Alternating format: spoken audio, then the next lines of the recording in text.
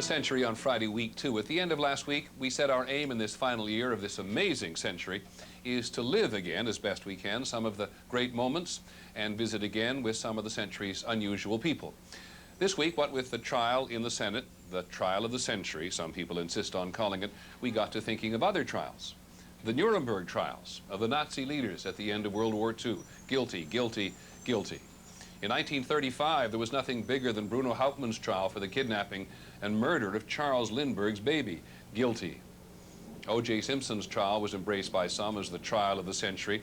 There were many who disagreed. Not guilty.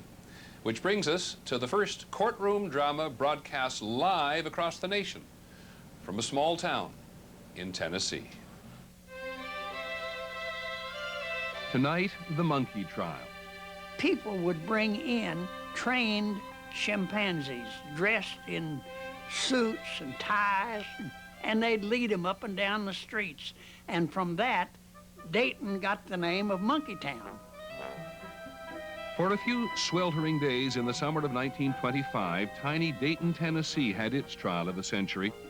Just how had man been created? By an omnipotent God, as the Bible declared, or through a process of evolution in which man shared a common ancestor with the ape? Read your Bible was everywhere in town, posted up on the sidewalk, on the street, across the street, banners. Charles Darwin had established his theory of evolution in the mid-1800s, and by the early days of this century, most American high school biology classes were teaching evolution without challenge. But the growth of the city and the tug of a faster, looser urban life had prompted a powerful backlash from traditionalists. And among them, preaching a literal interpretation of the Bible had gained favor.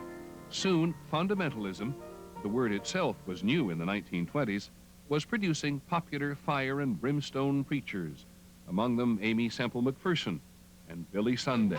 We are a Christian nation. The compact and the captain of the Mayflower was for the glory of God and the advancement of the Christian religion. By and large, most of the people were fundamental Christians, and they believed that the Bible said so-and-so.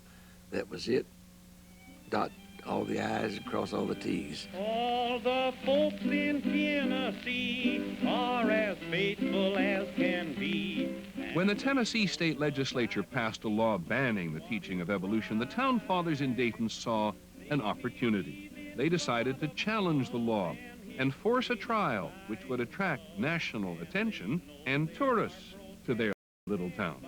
My father had a banner across the main street saying where it started with an arrow pointing to the store. They put high school teacher John T. Scopes up to the task. He was talked into it, I guess. He didn't teach biology. He was the substitute teacher. Clarence Darrow, the Chicago lawyer, led Scopes' defense team. William Jennings Bryan, the three-time Democratic candidate for president, handled the prosecution with oratorical flair. You believe in the age of rocks? He crowed, I believe in the rock of ages. The nation was riveted. People who've never been to Tennessee, couldn't even find Tennessee, had to think about this question.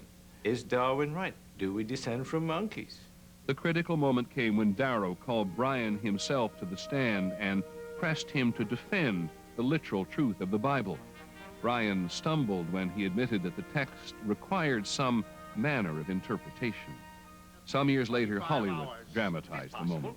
Then you interpret that the first day as recorded in the book of Genesis could have been a day of indeterminate length. I mean to state that it is not necessarily a 24-hour day.